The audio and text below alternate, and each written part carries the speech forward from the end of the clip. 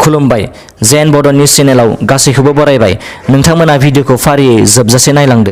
Football गेलेमुनि देरसिन बादायनाय फिफा वर्ल्ड काप गेलेनाया फैगौ 20 नभेम्बरनिफ्राय 18 दिसेम्बरसिम काटाराव वर्ल्ड काप गेलेनाया जागोन।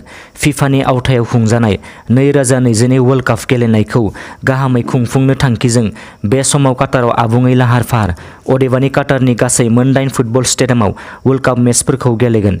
सुलुंनि बादिबा काटाराव गिबि खेब खुंनाय वर्ल्ड कापआव मुलुगनि मोन 32 हादरनि फुटबल हानजाफोरा बाहागो लागोन।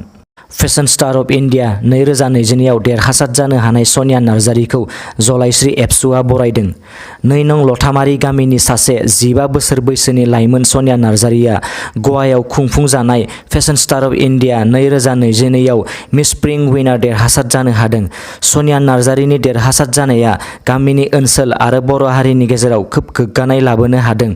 बे देरहासार जानायखौ लानानै जलाइस्रि एबसुआ गाजा-गोमजायै बरायदों। लक्ष्मी देउरिया नैथि नर्थ-ईस्ट अलिम्पिक गेम्सआव ब्रन्जनि मेडेल देरहानो हादों। गावनि गोख्रों नाजानायनि गेजेरजों लक्ष्मी देउरिया नैथि नर्थ-ईस्ट अलिम्पिक गेम्सआव ब्रन्जनि मेडेलखौ देरहानो हादों। बाक्सा जिल्ला मुसलपुर सदरजोगुरि गामिनि राजेन देउरि आरो अनसुलि देउरिनि आंगो फिसाजो मुङा लक्ष्मी देउरि। लक्ष्मी देउरिया गावनि गोख्रों नाजाथाबनायनि गेजेरजों मेघालय रायजोनि शिलंआव जानाय नैथि नर्थ-ईस्ट अलिम्पिक गेम्सनि वुशु गेलेनायाव ब्रन्जनि मेडेलखौ देरहानो हायो। गोदान दिल्लीआव खुंफुंजानाय नैथि वाक' इण्डियान इन्टारनेशनेल किक बक्सिं टुर्नामेन्टआव आसामनि जाना क'क्राझार जिल्लानि 2 गेलेगिरि बाहागो लाहैदोंमोन। बिसोर 2 गेलेगिरिनि मुङानो जादों फारियै भास्कर ज्योति राय आरो बिक्रम बरा। नैथि वाक' इण्डियान इन्टारनेशनेल किक बक्सिं टुर्नामेन्ट बादायलायनायाव भास्कर ज्योति रायआ सनानि मेडेल आरो बिक्रम बराया ब्रन्जनि मेडेलखौ देरहानो हादों।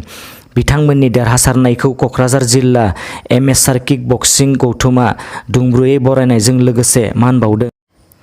सेकेन्ड नर्थ-ईस्ट अलिम्पिक गेम्स 2022 आव मणिपुरा गिबि सिरियाव दं। मख'नो गोनांदि मणिपुरा गासै 221 मेडेलनि गेजेराव 78 सनानि मेडेल, 71 रुपानि मेडेल आरो 72 तामानि मेडेलखौ देरहानानै गिबि सिरियाव दं। दिनैनि रादाबा एसेनोसै।